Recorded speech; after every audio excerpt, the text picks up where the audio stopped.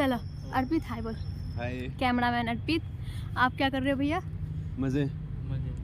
और तू क्या कर रहा है? मैं तेरे शूट कर रहा हूँ। ले मुझे ही कर ले। ये गुरुदेव प्रणाम। आप जैसी ओरिएंटेशन में करी थी उस तरह से अच्छी, बेकार नहीं है। सिलेंडर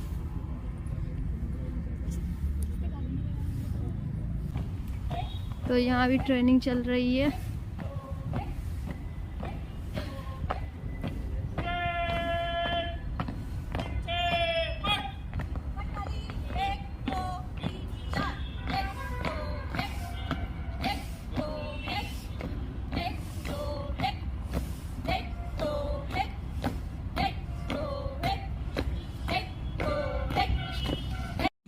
तो अभी सब अपना शिफ्ट हो रहा है। तो आपको दिखा एक कपड़ा दिलवा दो।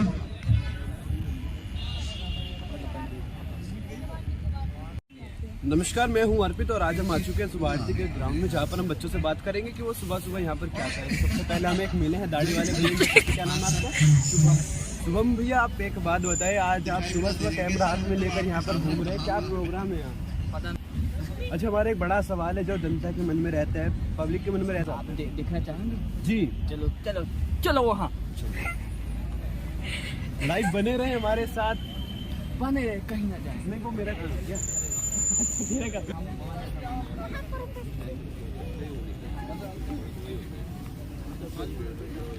जैसे कि आप देख ही सकते हैं, यहाँ पर झंडा फहराने के लिए झंडा तैयार किया जा चुका है। यहाँ पर जो ऑडियंस है वो आ चुके हैं। ये आप असली फूल मत पूछिएगा, इसको ये बनाया गया है हाथों से। हाथों से बनाया गया? सुबह आरती में जो एक चीज देखी जाती है, यहाँ पे नेचर का बड़ा ध्यान दिया जाता है। नेचर यहाँ पर हर जगह वहाँ नहीं, वहाँ पर ये तैयारियाँ चल रही है, अभी बैनर वैनर लगाया जा रहा है। तो आप ये देख रहे हो, लग चुका है ऑलमोस्ट। तो आप देख ही सकते हो चल रही है।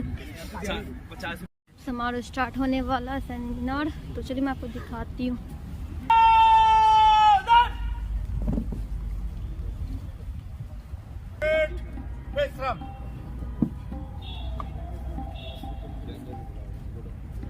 सब आ चुके हैं, धीरे धीरे सारे भर रहे हैं।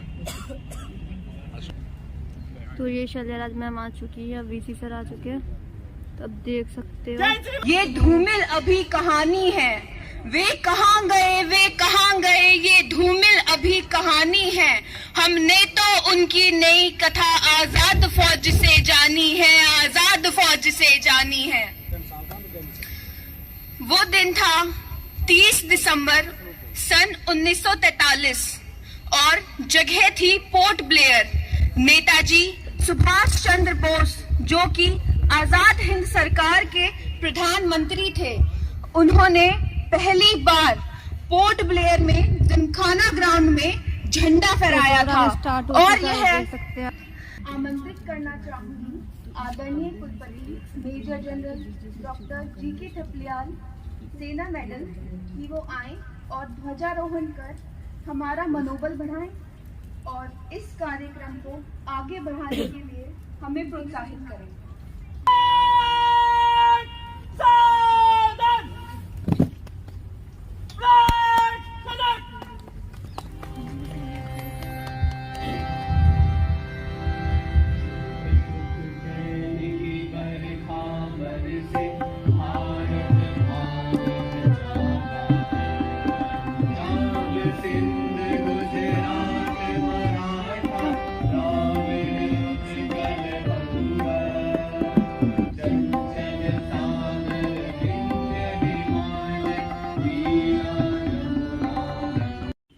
देकर जय हिंद का नारा अमर अजर हो गए प्यारा, देकर जय हिंद का नारा अमर अजर हो गए प्यारा, पूजे जिसको जग सारा, ऐसे है वो सुभाष हमारा। अर्थात 30 दिसंबर केवल भारत के इतिहास में नहीं बल्कि पूरे विश्व के इतिहास में महत्वपूर्ण माना जाता है, क्योंकि इस दिन नेताजी ने विशाल ब्रिटिश साम्राज्य से चुनौती देते हुए अंडमान निकोबार पे आजाद हिंद फौज का ध्वज फहराया था। अंडमान निकोबार द्वीप पहले ब्रिटिश सरकार के अधीन था, लेकिन बाद में जापान ने इसे हासिल करके नेताजी को दे दिया।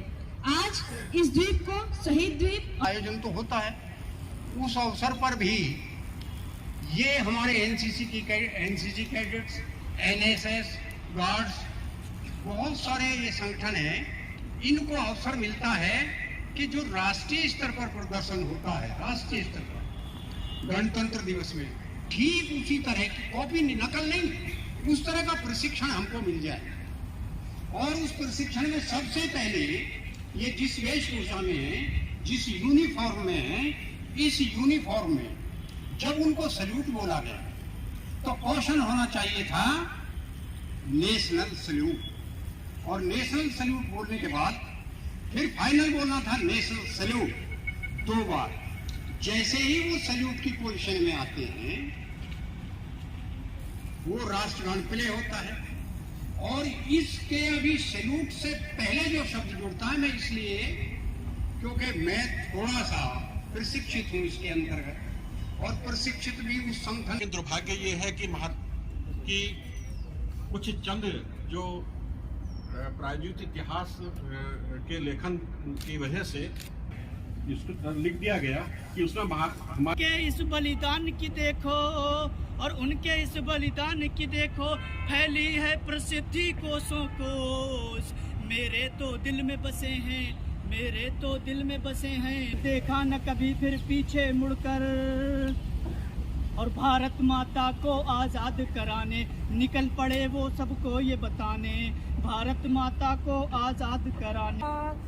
नेताजी सुभाष वीर खुदीराम बोस की, नेताजी सुभाष वीर खुदीराम बोस की, जलियांवाला बाग की भी कहानी है रोज की, कहानी है रोज की, उधम सिंह के जोश की, उधम सिंह के जोश। भले ही कच्ची उम्र में जिंदगी की शाम आ जाए, ये मुमकिन नहीं कि खून पर इल्जाम आ जाए। मेरे देश की आवाम मुझे रहने तक नहीं देगी, मुझे सौगंध शुभा सगत बिना आजादी के वापस आ जाए। तुम्हारे नाम के मंदिर नहीं बने हैं कहीं, न मस्जिदों ही तुम्हें सजदा किया है, मगर जो खुदाओं से बढ़ के रुतबा होता है, जमीने हिंद ने वो मर्तबा दिया है तुम्हें। हाथ उठाकर दुआएं पड़ी है मिट्टी ने तुम्हारे जैसे जियाले सपूत पाने को, जो लब पे लेके शिकायत यही शहीद हुए, जान एक ही मिलती है क्यों लुटाने को। तुम ही ना होते तो दुनिया बबूल हो जाती, जमीन खून से ही लालाजार करता कौन, हजारों लोग हैं जमाने में ही तो हमारे वास्ते ही मुस्कुरा के मरता कौन। They were recruiting 400 to 500 youth. इससे बहुत ज़्यादा ठंड में, इतनी बर्फ में वो खड़े रहते हैं, लड़ते हैं, मरते हैं। उसी वजह से हम यहाँ आज चैन से बैठे हैं। हम सुमारती में ऐसे बहुत दिवस मनाते हैं, आप लोगों को बार हमारी हिस्ट्री का एहसास दिलाते हैं, आप लोगों को बताते हैं कि कितने लाखों लोगों ने कुर्बानी दी और शहीद हुए, इसलिए एहसास दिलाते हैं जिससे आप लोगों को पता चले कि कितनी मुश्किल से हम आज़ाद हुए हैं, कितनी कुर्बानियों से हमें आज़ादी मिली है, और जो चीज़ बहुत मुश्किल से मिलती है उसे बहुत संजो के रखना चाहिए।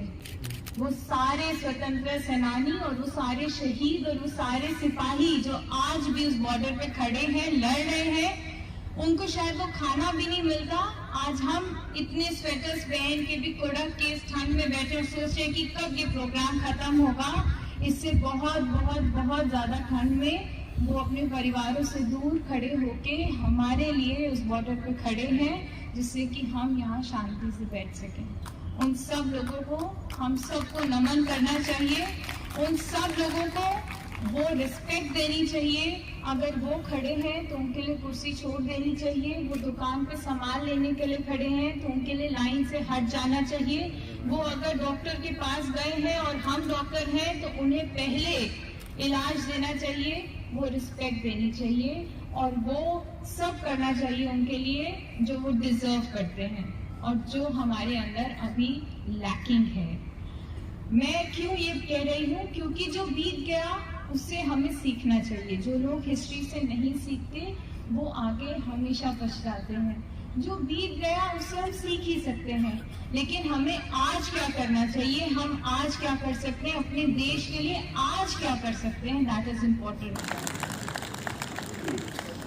पूर्ण कविताएं और उनका प्रेजेंटेशन करते हैं। नेताजी सुभाष चंद्र बोस शोध पीठ के अध्यक्ष जी डॉक्टर मेजर देशराज जी, आपका मार्गदर्शन और आप स्वतंत्रता संग्राम सेनानियों के बारे में कितनी खोज परख जानकारी रखते हैं, आपके ज्ञान का हम लाभ लेते हैं। मैं आपका बहुत बहुत शुक्रिया अदा करता हूं। प्रोफेसर अभय गौड़ा जी, हमारे प्रो वाइस चांसलर सर ने इस कार्यक्रम की शोभा बढ़ाई, मैं आपका भी बहुत बहुत धन्यवाद करता हूं। तो चलिए अब इसके बाद एक प्रोग्राम होगा वंदे मातरम का, देख सकते हो सब खड़े हो चुके हैं और उसके बाद ये प्रोग्राम ख़त्म हो जाएगा। कुछ लोग जा भी चुके हैं, कुर्सियाँ खाली हो चुकी है, मैंने दिखाया था आपको पहले, तो ये सब भरे हुए थे, अब खाली हो चुके हैं। तो फिर वंदे मातरम, वंदे मातरम, सुजला। वंदे मातरम के बाद अब खत्म होने वाला है केशव शर्मा, ये सेमिनार अब खत्म होने वाला है, देख सकते हो सब प्रथम जा वर्ष चुके के हैं। विद्यार्थी इस कार्यक्रम को अंतिम पंक्तियों के साथ समापन करना चाहेंगे। वो था सुभाष, वो था सुभाष, अपनी मां बंधन में थी जब, कैसे वो सुख से रह पाता। सेमिनार खत्म हो चुका है, देख सकते हो आप, और ये रहे हमारे सर मधुर तिवारी सर, तो सब जा चुके हैं, जा रहे हैं धीरे धीरे, ये देख सकते हो।